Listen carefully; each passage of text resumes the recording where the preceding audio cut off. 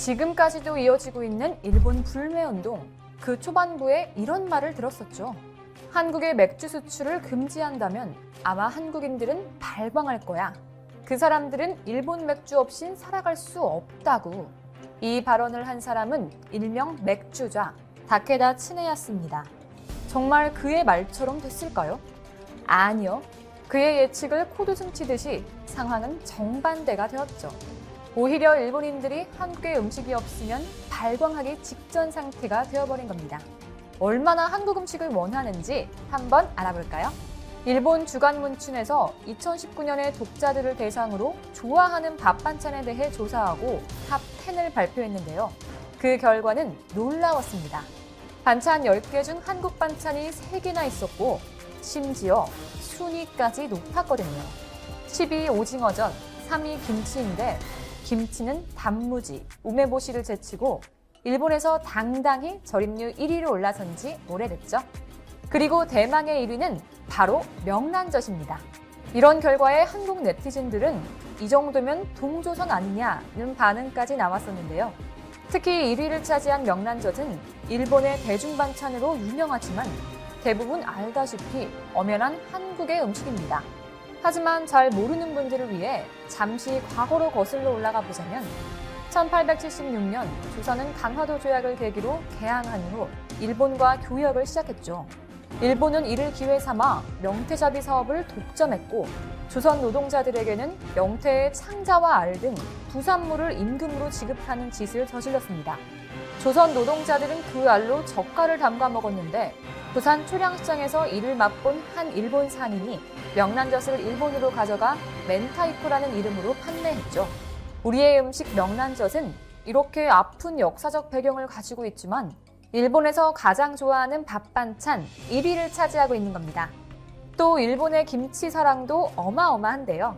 88 올림픽의 영향으로 일본에서 매운 음식 붐과 함께 김치는 일반화되었고 슈퍼에서 판매되기 시작했죠. 또 1990년대엔 소비량이 급격히 늘어 한국에서 수입한 김치가 유통되기 시작했습니다. 김치에 대한 사랑은 꽤 오래전부터 이어져 왔죠.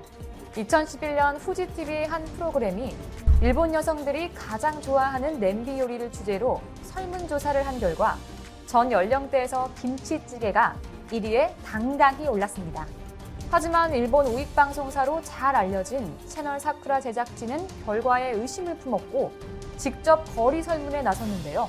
일본 시부야에서 10대부터 60대까지 다양한 연령대의 여성 200명에게 설문했죠. 그 결과 한국 요리 김치가 좋다라며 이번에도 역시 김치찌개의 압승이었습니다. 채널 사쿠라의 진행자들은 후지TV 방송 내용은 조작이라고 주장하려다가 직접 조사한 결과를 보곤 코리아타운 외에도 김치찌개를 좋아하는 일본인이 많다니 정말 의외라며 날조는 아니니 승복할 수밖에 없는 결과라고 애써 담담한 척을 했죠. 김치찌개가 일본 여성의 냄비 요리에서 1위를 차지하던 비슷한 시기에 일본 농림중앙금고가 도쿄 인근의 초중학교 학생 400명을 대상으로 좋아하는 학교급식 메뉴를 조사해봤는데 이번엔 탑3로 김치볶음밥이 올라왔습니다. 1위는 카레, 2위는 튀김빵인데요. 이 메뉴들은 오래전부터 일본 학교급식의 공식 메뉴였지만 3위에는 이전까지 랭킹 밖이었던 김치볶음밥이 오른 겁니다. 당시 이 조사 결과가 주목을 받았던 이유는 매운 것을 잘 못 먹는 아이들의 학교급식에 김치볶음밥이 메뉴로 채택되고 아이들의 입맛을 사로잡았기 때문입니다. 이에 일본 언론에서는 한국의 미각이 학교급식에서도 인기 메뉴를 만들었다는 평가까지 했죠.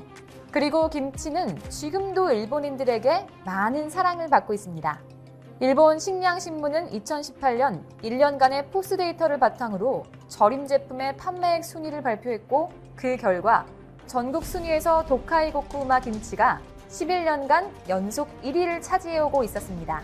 판매액은 4억 7,079만 엔으로 우리 돈 약 46억 7천만 원 정도인데다가 상위 20위 중 김치 상품은 15개로 2017년보다 3종이나 늘었죠. 이런 현상에 대해 전 일본 스케모노 협동조합연합회의 후지카와 겐시로 전무이사는 김치는 그대로도 먹지만 다른 스케모노에 비해 김치 돼지고기 볶음, 김치볶음밥, 김치찌개 등 다양한 레시피로 활용이 가능하기 때문이라고 분석했습니다. 일본인들의 한국 음식 사랑은 결국 상권으로까지 영향이 미쳤는데요.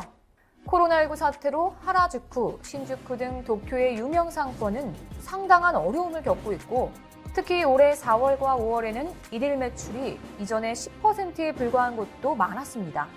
하반기쯤엔 정부가 국내 여행을 장려하는 고투 트래블 캠페인을 적극 추진하면서 매출이 다소 회복세를 보이고는 있었지만 아직 코로나19 이전 수준으로 회복하지 못한 곳이 대다수죠.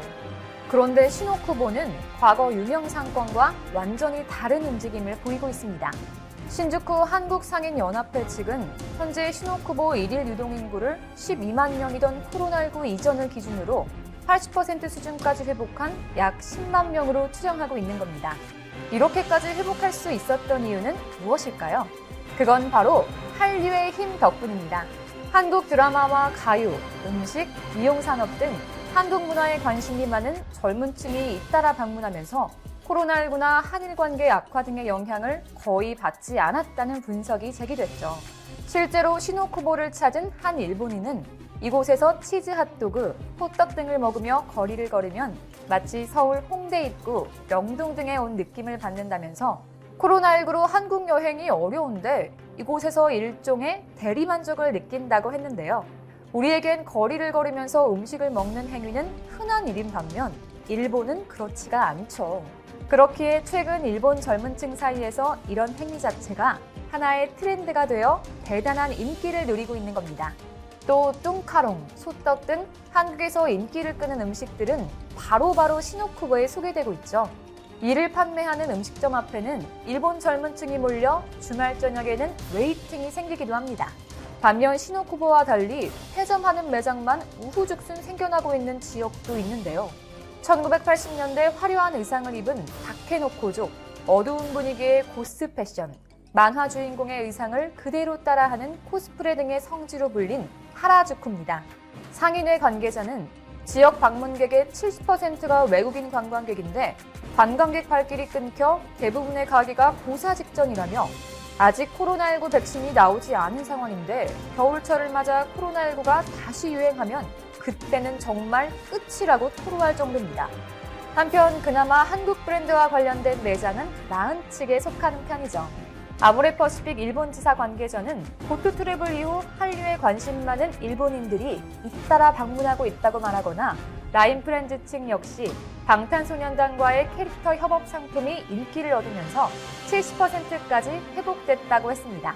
라인프렌즈 매장을 방문한 한 고등학생은 하라주쿠는 이제 새로운 유행을 선도한다는 느낌을 주지 않는다. 반면 시노쿠보는 한국적인 것들이 많고 늘 새로운 것들이 나타나는 장소라서 좀 더 끌린다고까지 말했습니다.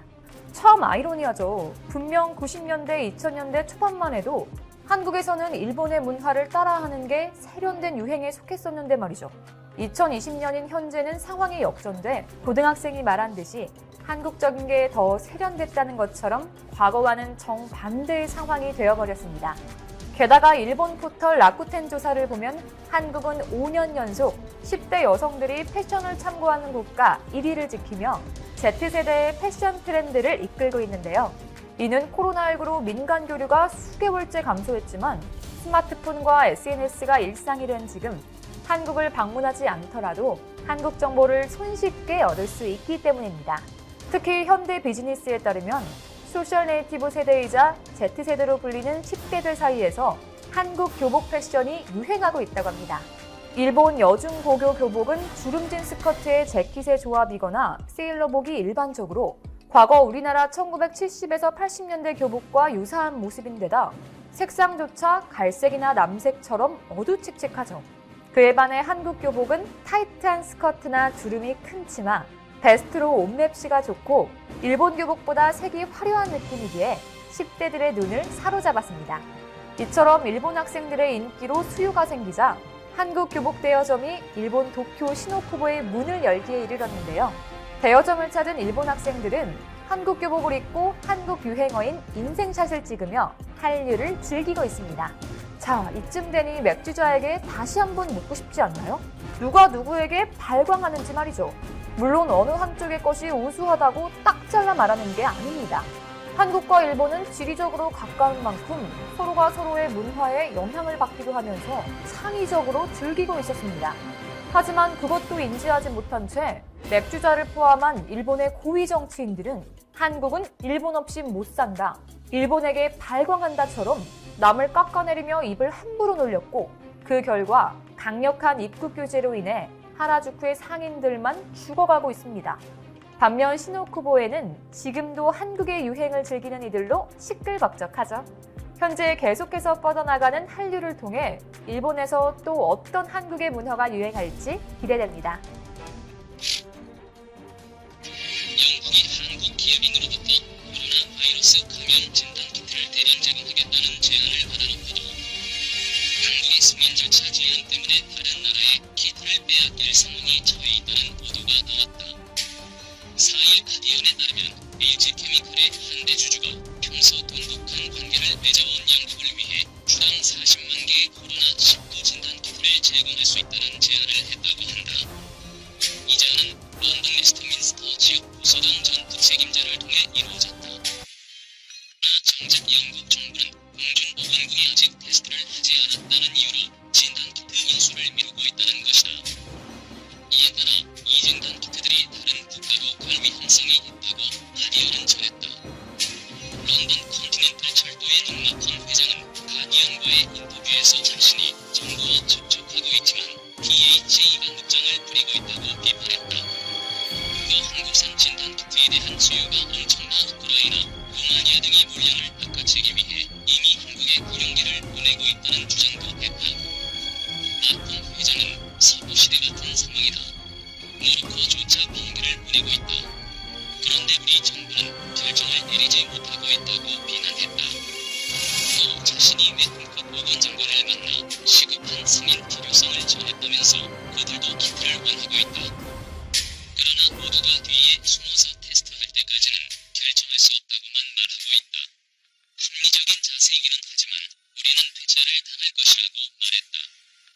그는 또 제안을 해온 LG화학 대주주가 런던 정경대에서 수학해 영국에 특별한 애정을 갖고 있는 사람이라고 소개한 뒤 그가 다른 나라들은 영국은 그러지 않는지 이해가 되지 않는다고 말했다고 전했다. 가디언은 이 대주주의 이름을 JP리로 언급했다. 진단키트 40만 개의 가격은 약 1,000만 달러이다. 하지만 이 대주주는 영국 정부가 승인을 내리면 무상으로 제공하겠다는 입장인 것으로 알려졌다. 가디언은 한국이 코로나19의 대대적인 검사 및 진단키트 생산 능력으로 높은 평가를 받고 있다면서 스코틀랜드 당국은 이미 한국으로부터 의료 장비 수입을 결정한 바 있다고 전했다.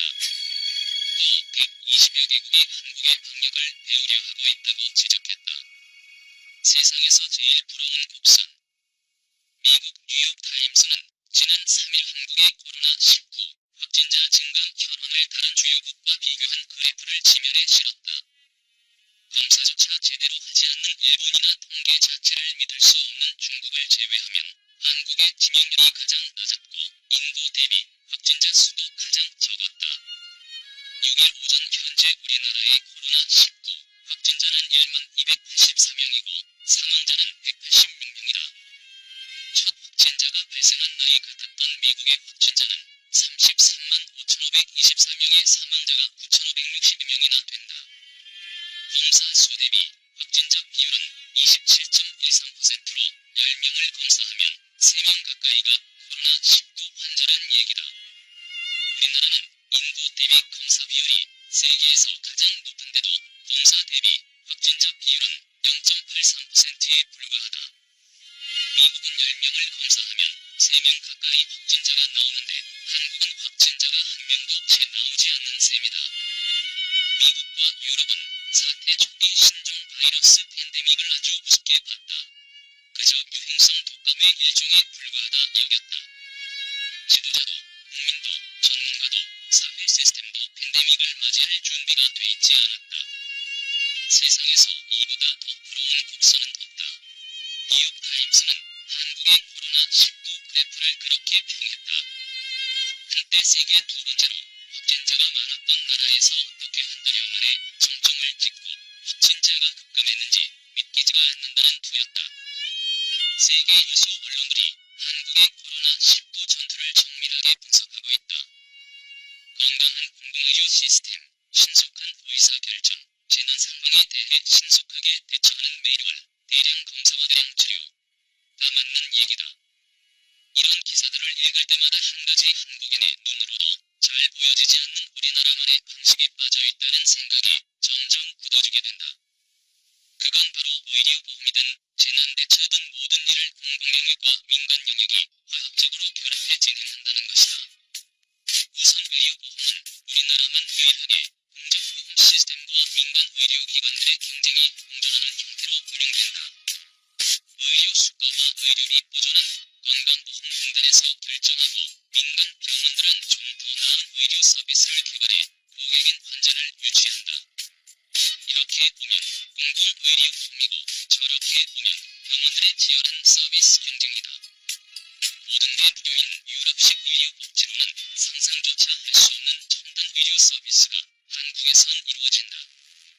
미국인에겐 너무도 비싸 감히 병원 문턱조차 가보지 못하는 질병도 한국에선 공공의료보험 덕분에 값싸게 치료받을 수 있다. 이런 의료보험 체계가 없었다면 이번 코로나19 사태에서 저렇게 공격적인 검사와 신속한 중환자 병상 확보, 대규모의 의료진 배치가 불가능했을 것이다. 코로나19 컨트롤 타워 중앙재난안전대책본부와 질병관리본부도 마찬가지다. 첫 확진자가 발생하자마자 가동된 중대본부와 질본에는 전문 행정관리와 의료 전문가들이 배치됐다. 전략의 밑그림이 만들어지자 진단키트 개발, 확진자 동선 추적 등은 민간 기업들이 맡았다. 경기는 지방자치단체가, 치료와 확진자 점검은 민간 거점병원들이 맡았다. 마치 사전 연습을 한 것처럼 중앙정부와 지자체, 민간 영역은 유기적으로 움직였다. 처음부터 공공영역과 민간 영역이 공동의 선이란 용광로에 녹아들어있는 한국적 시스템. 세상에서 가장 부러운 코로나19 국선은 만들어졌다. 모든 게 국유화된 공공영역은 쉽사리 관료주의에 눅슬어버린다.